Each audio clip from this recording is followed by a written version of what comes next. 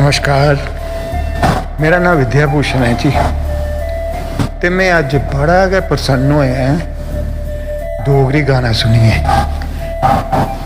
AMV song है जेड़ा गाए दा है सुमित खजूरिया ने, ते सच्चे गाखा मन प्रसन्न कर दिता इन्हें। ते मी उम्मीद है जे तुसें लोगें गी भी ये गाना सुनिए दिखिए बड़े कुछ खुश हो गए। सच्चे आखा तो इ'यां करो, इंदे चैनल की भी सब्सक्राइब करो, खजूरिया साहब की फुल सपोर्ट करो है। अस भी निक्का जिहा डोगरी प्रोग्राम इंदे कन्नै करगे गए। इंदा चैनल बहुत बढ़िया चला करता है।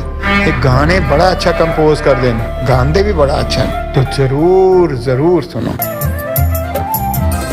तेरे बूटे दे बड़े मिठे